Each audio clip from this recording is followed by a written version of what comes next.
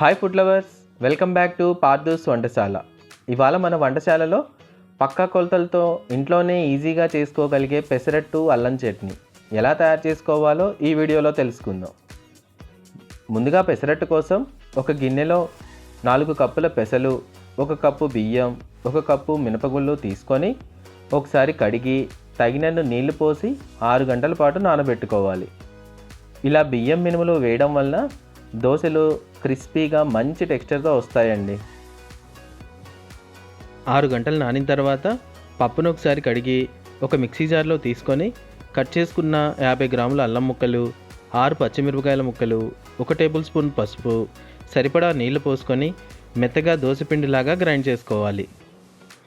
చట్నీ కోసం stove on చేసి ఒక కడాయి తీసుకొని 3 టేబుల్ స్పూన్ల ఆయిల్ వేసి ఆయిల్ కాస్త వేడయ్యాక 50 గ్రాముల అల్లం ముక్కలు వేసుకొని అవి కాస్త వేగాక 2 టేబుల్ స్పూన్ల పచ్చిశనగపప్పు, 2 టేబుల్ స్పూన్ల ధనియాలు వేసుకొని కలుపుతూ మరో 2 నిమిషాల పాటు వేయించుకోవాలి.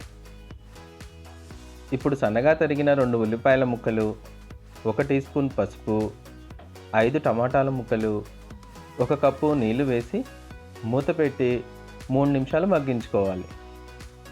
తర్వాత చిన్న నిమ్మకాయ సైజంత చింతపండు, 1 టేబుల్ స్పూన్ బెల్లం తురుము, 1 టేబుల్ స్పూన్ ఉప్పు వేసి ఒకసారి కలిపి మూత పెట్టుకొని మరో 10 నిమిషాల పాటు మగ్గించుకోండి. తర్వాత వేయించిన 10 ఎండుమిర్చి వేసి మరో 3 నిమిషాల పాటు మగ్గించి తీసి పక్కన పెట్టి చల్లార్చుకున్న తర్వాత ఒక మిక్సీ జార్లో తీసుకొని గ్రైండ్ చేసుకోవాలి.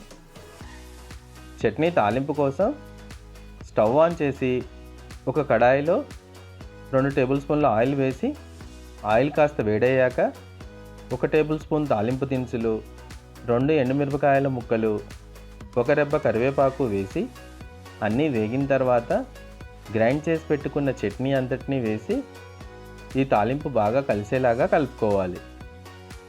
అంతే, పెసరట్టులోకి అల్లం చట్నీ రెడీ అండి. ఇప్పుడు పెసరట్టు కోసం స్టవ్ పైన ఒక ప్యాన్ పెట్టుకొని ప్యాన్ బాగా వేడయ్యాక గ్రైండ్ చేసిన పిండిని ఒక గరిటెడు తీసుకొని ప్యాన్ పైన వేస్తూ పల్చగా స్ప్రెడ్ చేసి అట్టులాగా వేసుకోవాలి. తర్వాత సన్నగా కట్ చేసుకున్న కొన్ని ఉల్లిపాయల ముక్కలు వేసి అంచుల వెంట ఆయిల్ వేసుకొని దోశను ఎర్రగా కాలిన తర్వాత ఒక ప్లేట్లోకి తీసుకొని అల్లం చట్నీతో సర్వ్ చేసుకోవడమే.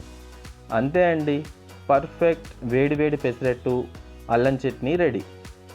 ఇష్టంగా తినేవాళ్ళైతే పెసరట్టు పైన ఉల్లిపాయలతో పాటు జీలకర్ర, పచ్చిమిర్చి కూడా వేసుకోవచ్చు. మీరు కూడా ఒకసారి ట్రై చేసి చూడండి. ఖచ్చితంగా మీ ఇంట్లో వాళ్ళందరూ కూడా బాగా ఇష్టపడతారు. ఈ వీడియో కనుక మీకు నచ్చినట్లయితే లైక్ చేసి అందరికీ షేర్ చేయండి.